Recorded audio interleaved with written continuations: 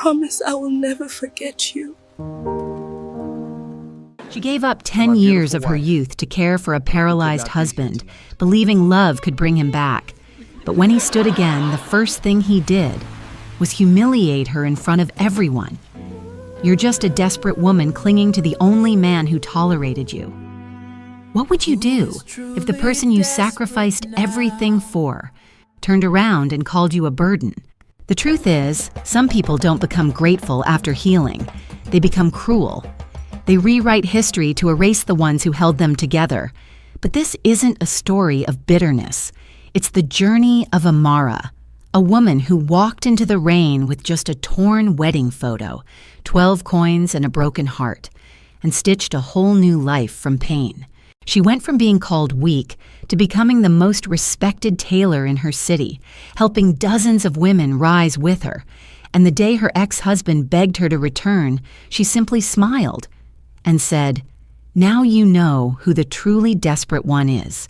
If you've ever been betrayed by someone you loved, this story will speak straight to your soul. And before we dive in, I'd love to know, where in the world are you watching this from, so I can say hello properly? The candle flickered again, a weak, struggling flame in the corner of a room that had forgotten sunlight. Amara's knees pressed into the worn rug. Her fingers, calloused from care, clutched the lifeless hand of the man who once carried her across puddles just to save her shoes. Now he was motionless, eyes closed, skin pale, breathing, yes, but barely. Her voice barely made a sound. "If you can't live, I'll live for both of us." The silence in the room had a shape, a weight. It wasn't peace. It was the ache of time. The ticking wall clock echoed louder than it should. It marked not just the hour, but the cost. 10 years. 10 years of the same routine, boiling porridge, changing linens, turning his stiff limbs before bed so he wouldn't bruise. 10 years of bathing him, singing to him, fighting the rot of despair with lavender soap and clean bed sheets. Every morning she wiped the same gold ring on her finger, rubbed it till it gleamed, as if love was something that could be polished back into being. The neighbors stopped asking, friends stopped visiting, family grew quiet. Even the sparrows outside seemed to forget their way back to the windowsill. She rarely went out. The world had become too loud, too fast. She traded her scissors and sketchbooks, the ones that once danced with colors and wedding dress designs, for silence, steam, and the faint scent of ointment. He used to call her his fire. Now she was a wick burning down to the end. Tonight, like every other, she knelt beside him, her hair falling over her shoulder, framing her tired face. The candle trembled in the still air, and then his fingers twitched. Her breath caught. She looked up. His eyes were open. At first, it didn't register. Then the realization hit her like glass cracking under pressure. Her voice shook. "Kalechi!" He blinked, slowly, mechanically, as if rebooting.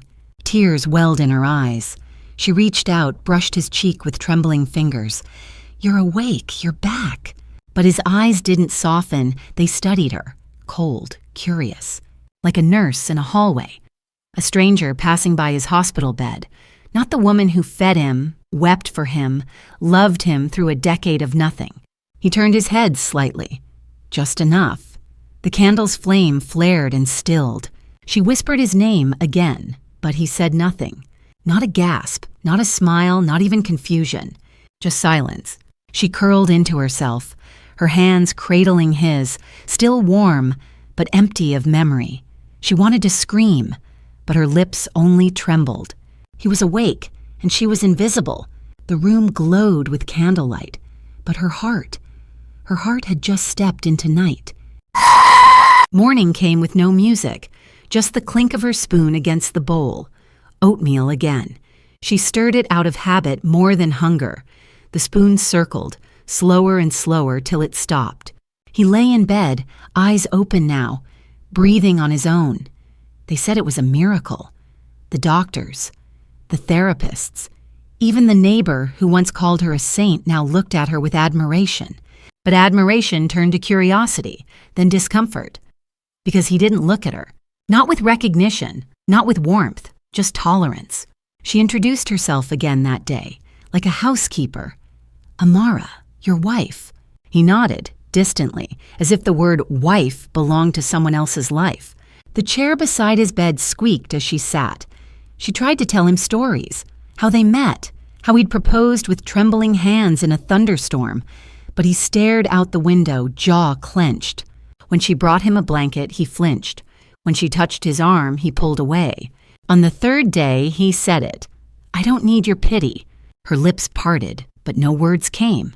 "I don't know you," he continued, "and I don't want to." She stepped back slowly, like someone backing away from the edge of a broken bridge. She had dreamed for 10 years of hearing his voice again. Now it cut sharper than knives. He didn't remember her, but worse, he didn't want to. A week later, the therapist arrived, young, energetic, bright eyes and tight curls. Zola, that was her name. She moved like music, fast, rhythmic, effortless. He responded to her, laughed at her jokes, tried when she encouraged him. She watched them from the hallway, her arms crossed, her face unreadable. One afternoon, Zola turned to her and said with a sugary smile, "Sometimes healing means letting go. People need space to stand up without being held down by old attachments." Amara felt her face flush. She nodded once, then walked away before the tears could catch up. Later that evening, Kelechi spoke again. "I want you to stop interfering. I need to find my strength, on my own." She stood beside him, holding his dinner tray. He didn't reach for it, just stared at her. "You make me feel trapped." Her voice, barely audible. "I took care of you." "I didn't ask you to." She placed the tray down and walked away, but halfway across the room, she paused, turned. She went to the wheelchair, the same one she pushed through every appointment, every dark hallway, every impossible night. She folded it gently, slowly, as if closing a chapter, and rolled it into the farthest corner of the room. Sunlight slanted through the curtains. It landed on the chair, casting a long shadow. Her shadow, standing still, outside the story. She looked at him once more. He didn't look back. That night, she lay in bed alone, in the same house, under the same roof, but in a different universe. The candle beside her flickered again. It didn't feel like warmth anymore, just a reminder of what once was, and what no longer would be. The gravel crunched beneath his feet. He stood, leaning lightly on a cane, as the wind brushed through his shirt like it belonged to someone else. Sunlight spilled across the garden path, and somewhere above, a bird let out a shrill call. But Kelechi didn't flinch. 6 months ago, he couldn't lift his own head. Now, here he was, upright, breathing fresh air, his steps unsteady but determined. Across the lawn, Amara stood at the doorway, watching, frozen, hands damp from the kitchen sink, apron still tied at her waist. He smiled, but not at her. The young woman beside him reached out, catching his elbow with practiced ease. "Good job, Kelechi," she said, her voice all sunlight and youth. "Zola." Amara's breath caught in her throat. She had been up since dawn, boiling porridge, folding fresh linens, warming the towel just so. She had made sure his socks didn't wrinkle where his feet still tingled. But Zola was the one who got the smile, and she didn't even notice the woman in the doorway. Later that afternoon, the house buzzed with a new kind of energy. Laughter from the hallway, rhythmic thuds of footsteps, a song playing faintly from a Bluetooth speaker. Zola liked her music upbeat. Her voice was always a little too loud, like someone narrating a life too full for silence. Amara wiped the same spot on the counter 3 times before setting the cloth down. She peeked into the sunroom. He was sitting taller now. His arms were gaining strength. He gestured when he spoke, and Zola leaned in close, laughing with a toss of her curls. Amara stepped back before they saw her. The bedroom felt smaller that night. The empty wheelchair in the corner, the one she used to clean meticulously, now collected dust like a ghost no one spoke to anymore. She reached for the candle, lit it with the same matchbook she always used. One flame, one silence, one woman left behind. The next morning, Zola arrived early. Same red lipstick, same scent of citrus and ambition. "Morning, sunshine," she chirped to Kelechi, offering him a protein smoothie. He grunted, took it, sipped, no protest. Amara entered with a tray of porridge. He looked at her, blank. "I'm not hungry," he said. Her hands didn't shake, but her heartbeat did. "It's what you always have." Maybe that's the problem. Zola chuckled softly from the corner, scrolling through her tablet. Amara placed the tray down anyway, then turned, walked out without a word. Outside, the rain began, soft at first, a hush over the roof, a whisper of thunder. She sat alone at the kitchen table. The silence throbbed like a wound she couldn't dress. Later that week, during an exercise session on the patio, she brought him a shawl. The breeze had picked up. She placed it on his shoulders gently. He shrugged it off. "I'm not cold. You always get chills after—" I said I'm fine. Zola looked up. Her eyes held something unspoken, or maybe too many things. After Zola left that evening, Amara stood by the front door longer than she needed to. The door closed with a soft click. She leaned her head against the wood, listened to the house breathing without her. She returned to the living room where Kelechi sat watching the evening news. His fingers twitched from muscle memory, not recognition. She tried again, tried to offer warmth, to offer words. He interrupted. "Why are you always hovering?" She froze. "I'm not your child," he said flatly, "or your patient." The room spun for a moment. Her voice came out hoarse. "I'm your wife." He stared at her, as if the word had no meaning. "Were," he said quietly. That night, she didn't light the candle. She sat in the dark, listening to the sound of someone else living in the body she once knew. In the days that followed, the gap widened.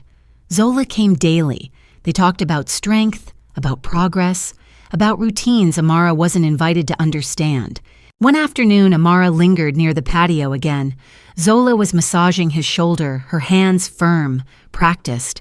Kelechi groaned, not in pain, but something close to relief. Zola laughed. "You see, sometimes all it takes is the right pressure." He laughed, too. That laugh, it cracked something inside Amara she didn't know was still whole. Zola's voice, low and teasing. "Maybe you've just been too overprotected." He didn't answer, but he didn't disagree. That evening at dinner, he barely touched the meal, pushed the vegetables around with his fork. "You really don't have to keep doing this," he said, without looking up. "Doing what?" "Playing Florence Nightingale. I'm not broken." Her voice was tight. "I never said you were." "You don't have to say it." He dropped the fork. "You think I owe you something, that because you stayed, I should—" "What? Love you back? Out of guilt?" She stood still. The kitchen clock ticked. He leaned back in the chair. "I don't need to be pitied. I don't need to be managed. I just need space," she whispered. "You want me to stop caring? I want you to stop hovering." She turned, stepped toward the wheelchair, unfolded it slowly, ran her fingers along the handle. Then she wheeled it into the furthest corner of the living room, tucked it beneath a white sheet. The cloth billowed before settling, a tombstone for 10 years. Sunlight from the half-closed blinds landed on the sheet and on her face. She stood in that beam of light like something fossilized, not sad, not angry, just still. Later that night, when she passed his room, she heard Zola's voice through the open window. "You know," she was saying, "sometimes love feels more like obligation." There was no reply, but there wasn't disagreement either. Amara walked past, down the hall, into her old room, closed the door behind her. The bed felt unfamiliar, like someone else had slept in it for too long. She looked at the ring on her finger. It had dulled. No matter how many times she polished it, the shine no longer stayed. She slipped it off, held it to her chest, whispered into the dark, "If you're walking away from me, then I'll stop walking behind you." But she didn't cry, not this time. She blew out the candle and let the dark settle in like an old friend. The applause struck first. Not a gentle ripple, but a rolling thunderclap. Forks clinked against crystal glasses. Laughter rose like champagne bubbles, fizzy and oblivious. And Amara sat at the edge of the glittering room, spine straight, hands folded over her lap, her face unreadable beneath the overhead chandelier. She didn't remember agreeing to the party, didn't remember saying yes to the white gold invitations or the fresh-cut hydrangeas imported from Johannesburg. But here she was, among marble floors and satin napkins, dressed in a navy blue gown she had stitched herself, one size too tight in the ribs because she hadn't measured in months. It was Thanksgiving, but not the kind with warmth or forgiveness. It was a celebration of Kelechi's return, his body resurrected, his willpower praised, his story rewritten. He stood beneath the golden archway, polished and tall, lifting a flute of cider. They were clapping for him, praising him, worshiping him. No one looked at her. She hadn't spoken to him all week, but she still cleaned his room that morning, folded the edge of his handkerchief, steamed his suit, lined up his pills in the porcelain tray with quiet precision. He hadn't thanked her, didn't even look up. Now, across the room, she saw him smile, a public smile, the one he used before the accident, when he still gave TED Talks and posed for business magazine covers. Zola stood beside him. The dress was red, too red. It clung to her like melted wax, cut high on the thigh, dipped low at the back. Her hand casually rested on Kelechi's arm, fingers draped like ribbon. A waiter leaned in and whispered. Kelechi nodded, and then his voice echoed through the room. "I just want to say thank you, to all of you, for believing I'd walk again." More applause, more flashes from phones. He paced slowly, dramatically, cane tapping rhythmically against the floor. People watched in awe. Some wiped tears. Kelechi smiled. "But let me be honest, it wasn't easy." A chuckle rippled. "For a long time, I was trapped, not by injury, but by something heavier." He paused, looked straight into the crowd. The room stilled, not silent, but holding its breath. "I was buried in pity, in a kind of emotional cage. It wasn't love, it wasn't care, it was suffocation, and the hardest part was pretending it helped." Amara's hands curled into her gown. She stared at him, not blinking. He raised the flute again. "I didn't rise from that bed because someone fed me soup. I didn't walk because someone wept beside me. I stood up because I remembered who I was, because I stopped being someone else's charity case." Her throat tightened. Something inside her ribcage moved, sharp. "And I'll say this," Kelechi added, voice calm, deliberate. "Sometimes people keep you weak, not out of cruelty, but because it gives them purpose." He turned toward her. His finger lifted, not overt, not cruel, just enough. A gesture, barely a blink. But everyone followed it. Every pair of eyes landed on her. A murmur spread, not loud, but sharp. She sat motionless, back still straight, eyes fixed on the man who once forgot how to speak, but remembered now how to wound. He smiled again. "To strength," he said. Glasses clinked, laughter rose, but something else followed. The sound of silence where it shouldn't be. No one spoke to her, no one comforted, no one questioned what had just been implied. She reached into her clutch slowly. Fingers found the thin circle of metal she'd worn for over a decade. The wedding ring, still warm from skin. She took it out, stared at it. It didn't shimmer anymore, just dulled gold, like memory, like breath after crying. She stood. Chairs creaked softly. Heads turned again. Zola blinked. Kelechi's smile faltered. Just a flicker. Amara walked, not rushed, not shaken, but slow. Steady. Every step quieted the room further. Her heels tapped like clock hands ticking down to something irreversible. She reached the main table, paused, and placed the ring on the white cloth, delicately. No sound. Not a slam, not a scream, just a touch. Then she turned, walked past the violinist, past the shrimp cocktails, past the wall of smiles and flutes and polished silver, out the double doors, into the night. No coat, no purse, only the memory of 10 years trailing behind her like a torn veil.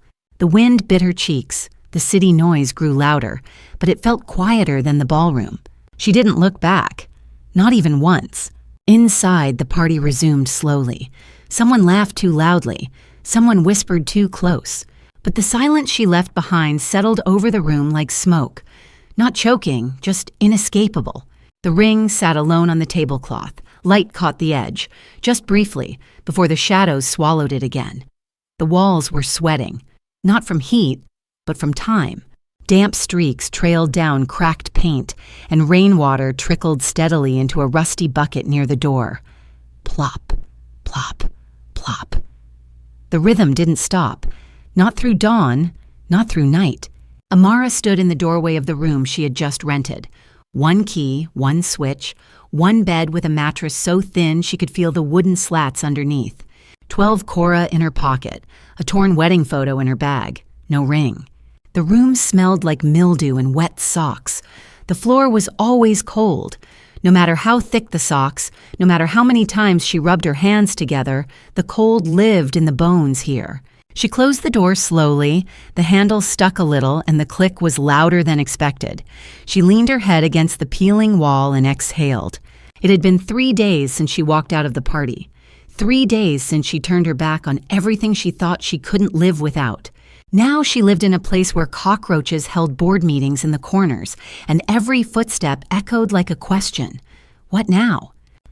The first morning, she sat by the window with a dry slice of bread and stared into the alley.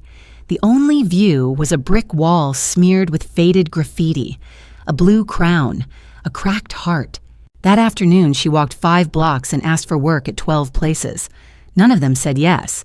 The 13th was a corner diner with chipped red stools and a fan that wheezed louder than the customers.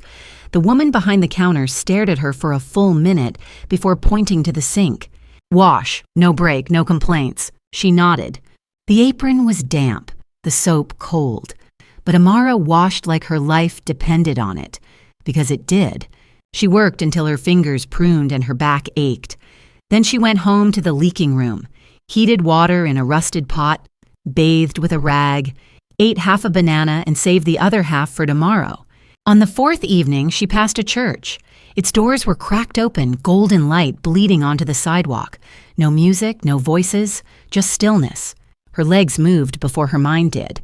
Inside, it was warm, faintly scented with candle wax and old wood. The kind of quiet that didn't judge, just listened. She sat in the last row, stared at the altar without really seeing it, and cried. No sobs, no shaking shoulders, just silent rivers down both cheeks. Her breath shallow. Her hands folded tightly together like they were trying to hold her pieces in place. She didn't pray, didn't beg, just sat there. Until someone touched her shoulder. She turned. A woman stood beside her, old, wearing a head wrap faded from too many sunrises. She held a basket that smelled like warm bread and roasted yams. Her voice was cracked but kind. "You got somewhere to go tonight?" Amara opened her mouth, closed it, nodded, then shook her head. Couldn't decide which lie hurt less. The woman sat down beside her. "I'm Mama Tunda," she said. "I sell sweet cakes at the corner. Been seeing you walk past. Thought, maybe you needed someone to ask if you're okay." Amara said nothing, but her eyes said everything. Mama Tunde reached into the basket, handed her a small cloth bundle. "Take, you eat. I don't give charity. I give kindness. There's a difference." Amara held the bundle. It was still warm. She opened it slowly. Cornbread, a slice of yam, 2 small cakes with sugar dust on top. She blinked. Mama Tundi smiled. "You got 2 hands," she said. "You can still make something." They walked back together that night. Rain started halfway, but Mama Tunda didn't flinch. At the doorstep of the leaking room, she looked up at the building and snorted. "This place ain't a home, but it's a start. Tomorrow you come to my stall. Bring thread, needle. Let's see if you can sew straight." And she left without another word. The next morning, Amara was at the stall before the sun. Mama Tundi was already kneading dough. She pointed at a small bench. "Sit. Let's see what those hands remember." Amara pulled a torn apron from her bag, began stitching. At first, her fingers moved slow, rusted from grief. But the motion came back, like muscle memory, like breath. She stitched quietly, a patch here, a tuck there, her hands no longer shaking. A customer noticed, asked if she could fix a torn hem. She did, quick and clean. The woman smiled. "You're fast and neat." She paid her, 2 Cora. Amara stared at the coins like they were diamonds. By the end of the week, 5 more women came. By the second week, she was stitching ribbons onto headscarves. By the third, skirts, bags, small repairs. Her fingertips grew calloused, her eyes focused. The ache in her chest didn't leave, but it softened. Each stitch felt like a step, away from who she had been, towards someone she hadn't met yet. One afternoon, Mama Tunde handed her a folded cloth. "Make something from this," she said. "Anything you like." Amara opened it. Soft fabric, deep blue, a little faded but still strong. She worked all night. By morning, a small dress hung on the corner nail in her room. Hand-sewn, delicate neckline, tiny buttons from her old coat. She looked at it like it was breathing. That day, a woman saw it at the stall and gasped. "I want one just like it for my daughter." Amara hesitated. "Please," the woman said. "There's something in the way you sew, like you remember what it means to need something beautiful." Amara made 3 more that week, then 5, then 10. Mama Tunde brought her a wooden sign. "Every shop needs a name," she said. Amara thought for a long time, then wrote, "Attenda Tailor, every stitch is a thank you." She hung the sign with a bent nail above the little table. The wind nudged it softly. It swayed like a prayer. That evening, she stood outside the stall, watched the people pass, children laughing, radios playing old songs. The rain came again, not hard, just gentle. She didn't flinch this time. Instead, she turned her face to the sky, let the water kiss her cheeks. She smiled, not because the past was gone, but because she had survived it. And somewhere inside her, something was starting to grow. Not forgiveness, not forgetfulness, but hope. A small, stubborn hope that stitched itself quietly into the seams of her new life. The needle pierced skin. Not hers, but the fabric was so thin, so brittle from time, it felt like flesh in her hands. Amara blinked hard, refocusing. Her fingers trembled slightly, holding the last strand of blue thread between them. It was the final stitch on the hem of a faded green blouse, one torn at the side seam, brought in by an old woman who had smiled with one good tooth and said, "If you can fix this, child, you can fix anything." She pulled the thread through, tied it, snipped the end, then stared at the blouse like it was a child she'd just helped stand. The woman watched quietly from the stool nearby. When Amara handed the blouse back, folded neatly with 2 careful corners, the woman touched it like it had been resurrected. She reached into her pouch and dropped 3 coins into Amara's palm. "You're gifted," she whispered. "Your hands, they remember something even when your heart forgets." Amara didn't answer, just nodded once. After the woman left, the air felt different. It was the first time someone called her that. Gifted. She looked at her own hands. The fingertips were calloused now, ridged like the bark of a healing tree, but steady, honest. That night, she returned to the leaking room, set the coins into a glass jar she kept behind a loose tile. The jar wasn't full, not even halfway, but each sound, the clink of metal on glass, felt like a drumbeat in her chest. She boiled tea with ginger, sat by the window. It was still just a brick wall, still cracked, still crowned with fading graffiti, but she didn't look away as quickly anymore. The next morning, the market was louder.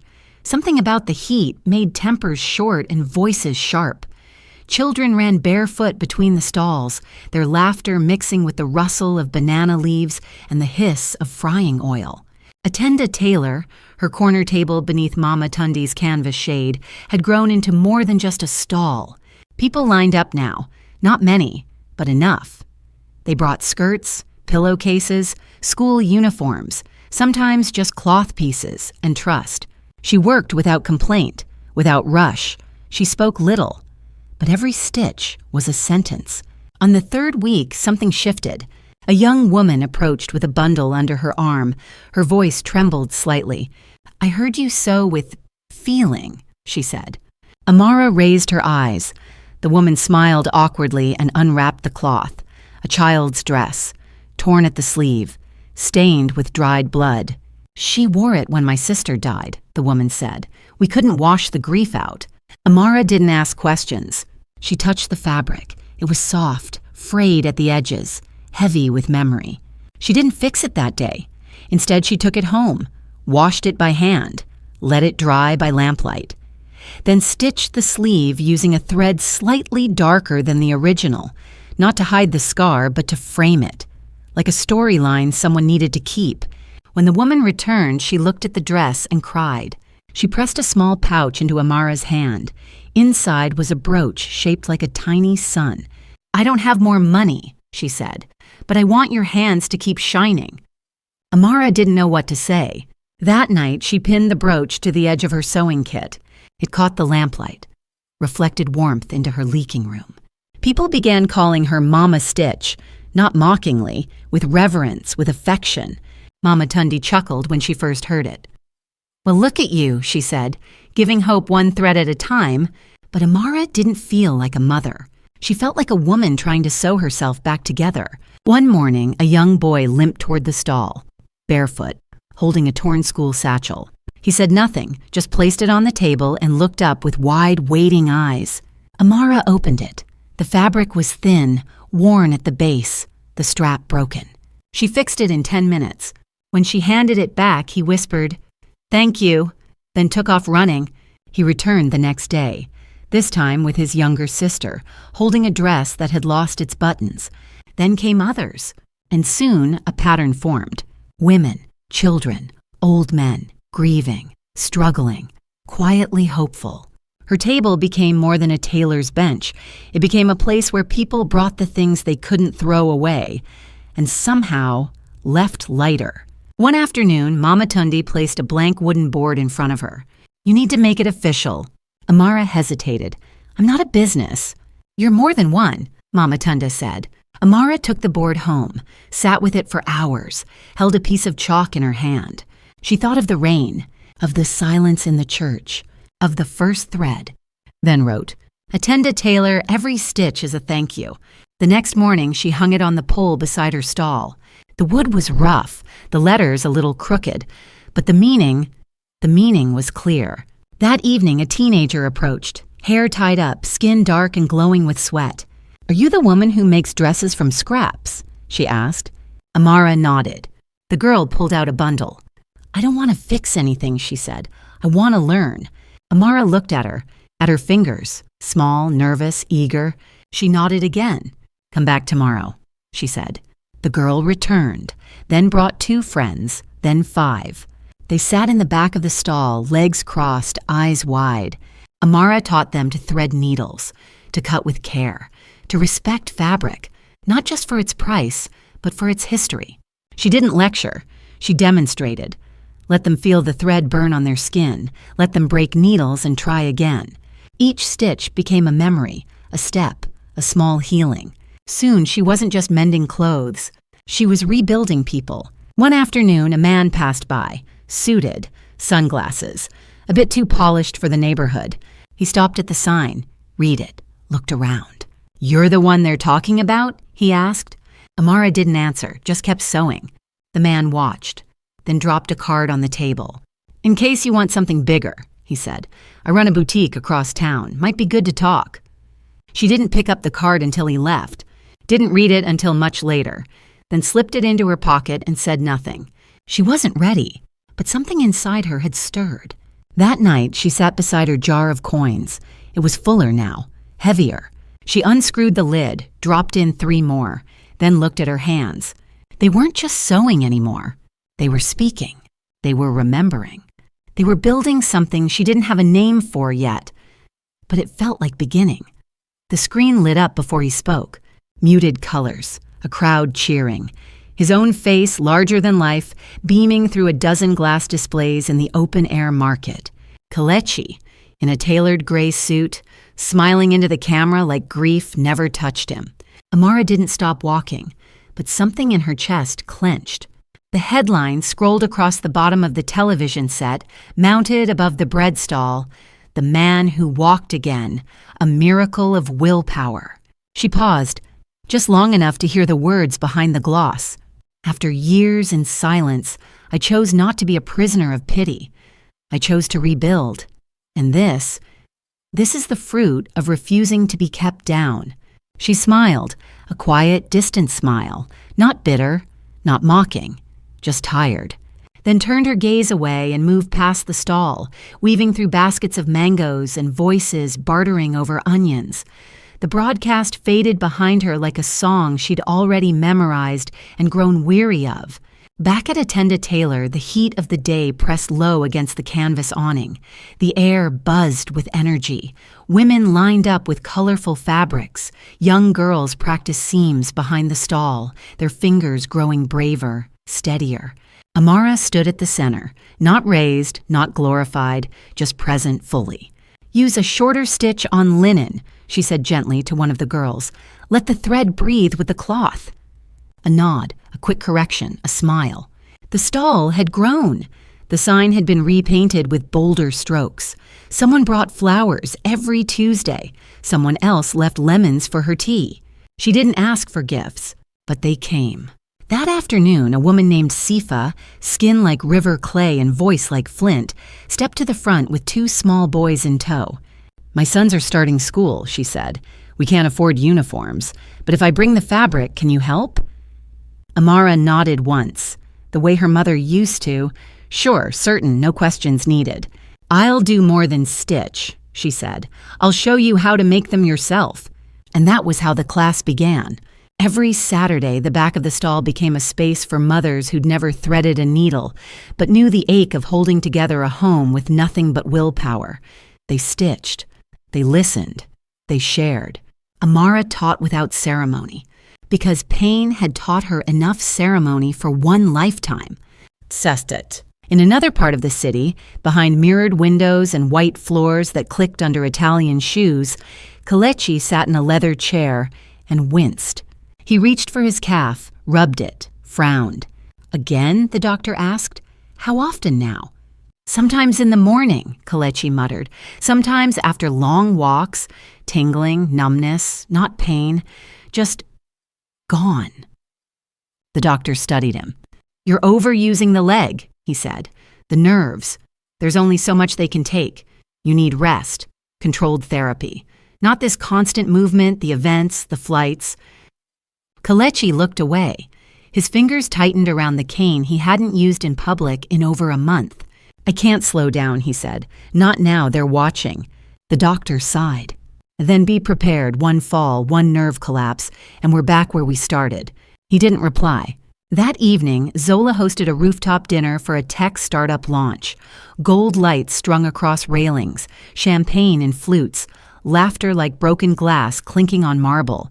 Kelechi smiled through it all, spoke when spoken to, raised toasts, shook hands, but leaned subtly against the bar between conversations. Zola didn't notice, or pretended not to.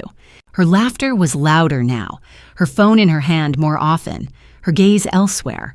Later that night, she slipped off her heels, sighed dramatically, and said, "This whole Miracle Man brand, it's cute, but maybe it's time to pivot, yeah? Add something fresh." He stared at her, not angry, just exhausted. "I was in a coma," he said. "Yeah, and now you're not." She smiled. Everyone loves a recovery arc, but they get bored. It's show business, love, not therapy. He didn't reply, just watched her walk into the bedroom and close the door behind her. The next morning, he stood in the bathroom, shirtless, staring at the mirror. His right leg twitched, a small spasm just below the knee. He leaned against the sink. The mirror stared back, but it wasn't him, not fully. The eyes were deeper set, the jaw slightly looser. Something inside was crumbling, quietly, efficiently. He opened the cabinet, swallowed 2 painkillers, then went to pour coffee. Zola was already gone. "Just a note, back later. Lunch with Mara. Don't forget your PR call." He stood in the kitchen alone. The coffee machine buzzed, then stopped. Olkreit. Meanwhile, in the heart of the neighborhood that had once forgotten Amara, color returned. Someone painted a mural across the alley wall, a giant pair of hands holding thread between their fingers, stretching it toward a sunrise. Below it, in messy brushstrokes, "From broken cloth, we are reborn." Amara passed it on her way to the stall, didn't say anything, but smiled. The sun caught her earrings, simple hoops she'd bought after her 3rd paycheck, a small freedom, a reminder that dignity wasn't loud. A reporter came that afternoon. He was quiet, young, carried a camera too big for his shoulder. "I'd like to do a piece," he said, "on women rebuilding communities through skill." She didn't like being filmed, but the reporter didn't press. He spent the day filming hands, cloth, laughter, dust, sunlight slicing through the canvas roof. He filmed a grandmother threading a machine with steady hands, a girl stitching her name into a school satchel. At the end of the day, he looked at her. "Can I ask one thing?" She nodded. "What kept you going?" he asked. "When everything fell." She thought for a long time, then answered without blinking. "Stitch by stitch." That night, Kelechi collapsed. It was small, silent, slipped between the tiles of the evening. He was in the bathroom, his leg gave out. He hit the side of the tub, tried to reach for the counter, missed. The phone rang from the next room. He tried crawling. The ring stopped. He lay on the floor for 17 minutes before he managed to sit up. Zola didn't return until past midnight.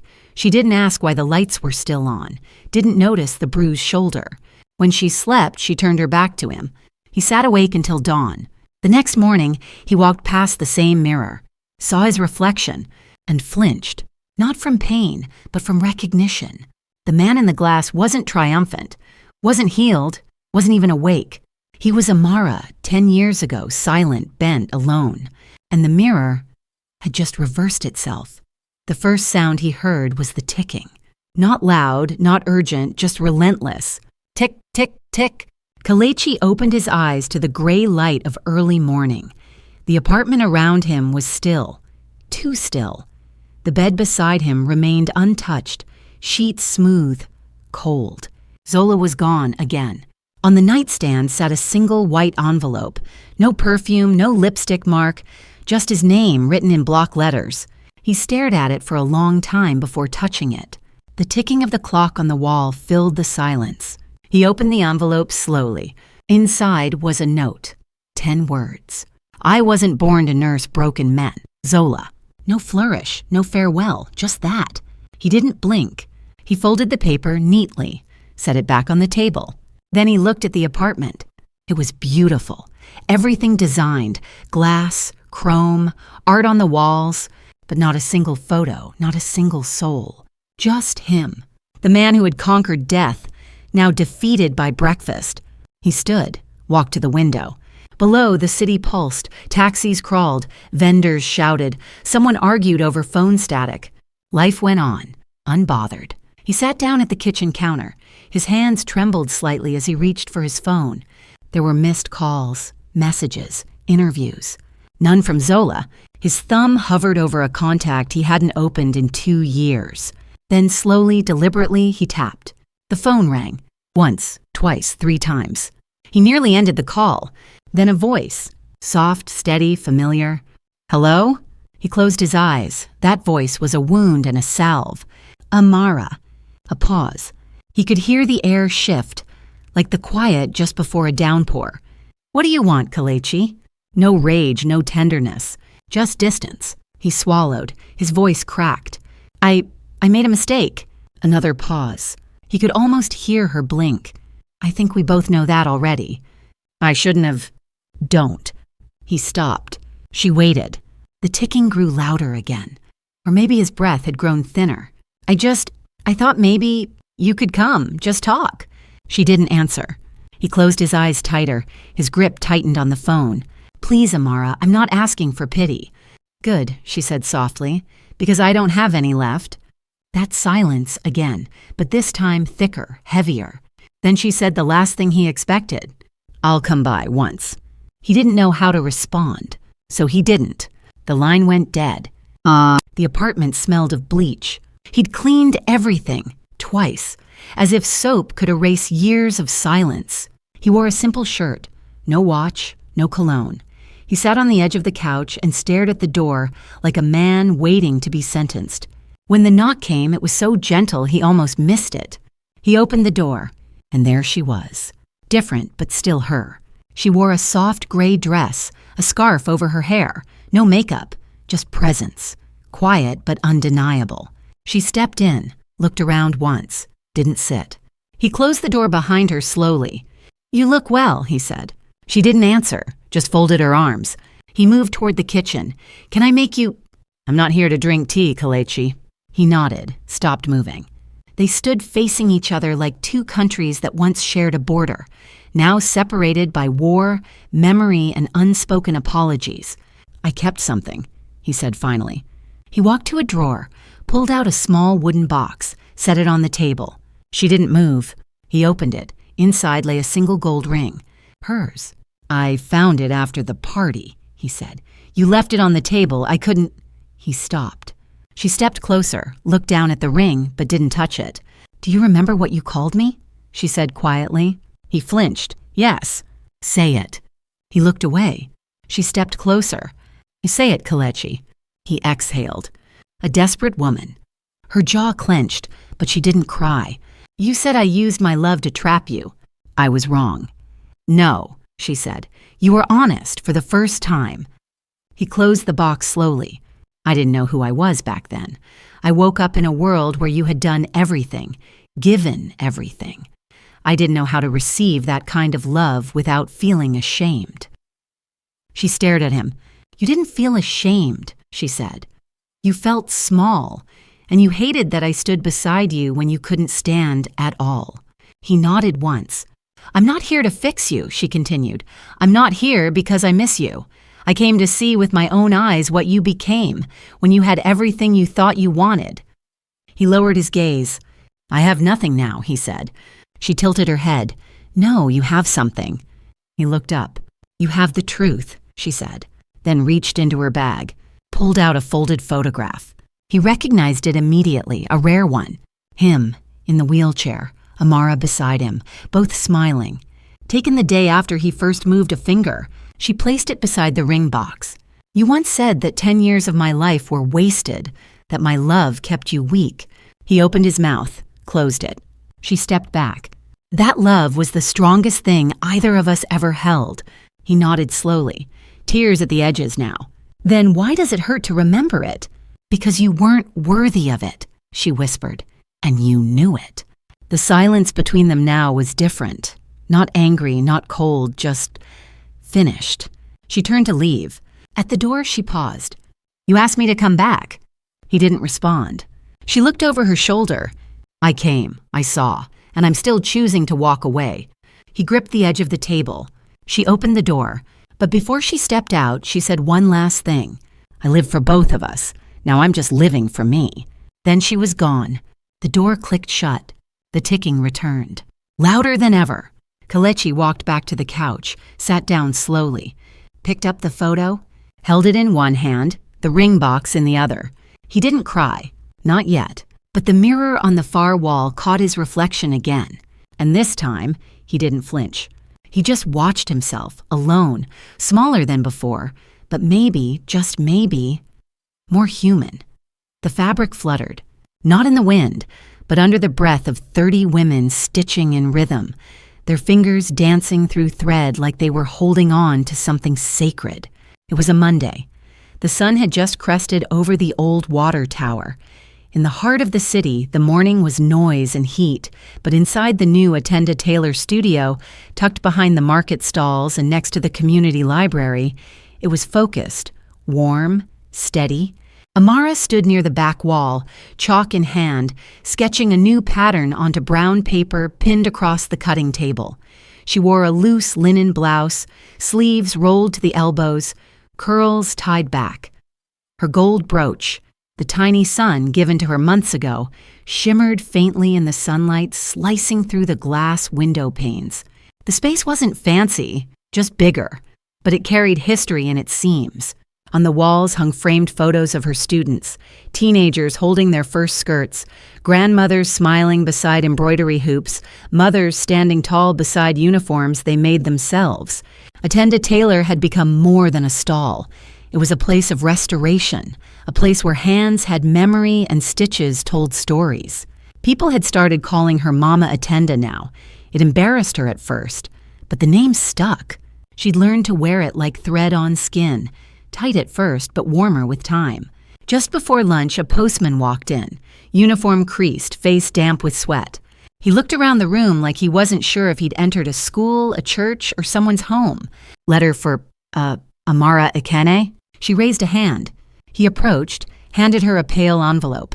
No return address, just her name. She thanked him, slipped the envelope into her pocket without opening it, and returned to her work. That afternoon, she stayed late after the others had gone. The sewing machines covered, scissors locked away, lights dimmed to amber. She finally sat down at the old table where she once taught 3 girls to thread needles, opened the envelope. Inside was a letter, the handwriting familiar. Kelechi. She took a breath and began reading. Amara, I kept the ring, but not out of guilt. I kept it because it became the last flame in a house I burned with my own hands. You said once that love wasn't about pity. I understand now. It was about presence. And you were more present in my silence than I ever was in your care. I'm walking with a cane again. The same leg, the same pain. I used to think it was a curse. Now I see it as a reminder. You gave me years, and I threw them at the feet of pride. All I have left now is memory. And this letter. Thank you for loving me even when I forgot how to love back. Thank you for walking away when staying would have destroyed you. I hope you find light in every stitch because your hands were always the miracle. Kay? She didn't cry. She folded the letter once, gently, then reached into her drawer and pulled out a photo, the one she had once left in his apartment. Him in a wheelchair, her beside him, both smiling, the kind of smile that doesn't come from victory, but from surviving long enough to rest. She placed it beneath the letter. Then she stood and walked to the window. Outside, the market glowed golden with the last light of day. Children chased a plastic bag through the wind. 2 women bartered over cucumbers. Somewhere in the distance, a radio played a song she hadn't heard in years. She breathed it all in. Later that week, the studio held its first official exhibition. The space transformed. Colorful threads strung across the ceiling, handmade banners with the names of students stitched in vibrant letters. Tables displayed quilts, patchwork dresses, backpacks, and scarves with names sewn into the lining. Amara wore a soft blue dress, one she had designed and sewn herself. She didn't speak much that night. Let the students do the talking, let the work sing for itself. But at the end, when the music softened and the lights dimmed, someone asked her, "How did this all begin?" She thought for a moment, then smiled. "It began with a tear," she said, "and a thread." The audience clapped, but her eyes drifted to the back, where the wall displayed a wooden plaque, hand-painted, carved with the original slogan, "Attend a tailor. Every stitch is a thank you." She touched the pendant on her chest, the same brooch, the same sun. She never told anyone, but she'd added a new line to the motto, one she whispered quietly each morning before she picked up her needle. "We mend the wounds no one sees." The next day, she received a small package wrapped in brown paper. No sender name. Inside, a photograph. Faded, slightly creased. Kelechi, seated in a wheelchair again, holding the ring in one hand, the photo she'd given him in the other. But this time, he was smiling. Not with triumph, but with peace. On the back of the photo, a single line. "Your hands taught me how to say thank you." She stared at it for a long time, then placed it in a frame, hung it on the back wall, just beside the mural of the hands stretching thread toward the sunrise. Later that evening, after the last student had gone, she turned off the lights, but one remained, a single bulb over her sewing table. She left it on every night now, not for safety, not for habit, but for light, a final light. And as she sat alone, fingers resting on soft fabric, she whispered into the room that once held her silence, "I lived for both of us, like I promised." She threaded the needle, pulled it through, and began again. Sometimes life doesn't break with a loud crash. Sometimes it unravels, quietly, thread by thread, until you're left standing in a silence you never asked for, holding pieces you didn't know how to name. But it is in those moments, when all the lights seem to go out, that a different kind of strength is born. Not the strength that roars, but the kind that stitches. Stitches through ache, stitches through memory, stitches through the spaces left behind by people, by years, by love that no longer knows your name. Because healing rarely arrives with fanfare. It comes in ordinary rooms, with trembling hands, with borrowed hope. It comes when you decide that your story isn't over, that grief will not be your final chapter, that even if you have to start again from nothing, you will do so softly, stubbornly, with dignity. And sometimes, the most radical act of survival is simply to keep going, to wake up, to light one lamp, to fix one torn corner of your life, to choose kindness even when no one is watching. The world doesn't always reward quiet resilience, but there is a quiet kind of legacy built by those who refuse to let pain make them bitter, who turn their scars into thread and mend not just fabric, but the spirit. So if you're listening to this, maybe you're carrying something too, a goodbye you never got to say, a love that was never returned, a version of yourself you had to bury in order to survive. And maybe, just maybe, you're still here, still breathing, still becoming. You are not too broken to begin again. You are not too late, and you are not invisible. There is beauty in what you've survived, and even more in what you still have the courage to create. So light your lamp, pick up the needle, write your next line, and remember, even ashes can speak, and even silence can shine. Thank you for spending this journey with us. If this story touched you, we'd love to hear what it meant to you in the comments. Your reflections matter more than you know. And if you'd like to walk with us a little further, don't forget to follow, subscribe, and share this with someone who might need a little light tonight. Until next time, keep mending, keep rising, and keep believing that your hands still hold purpose.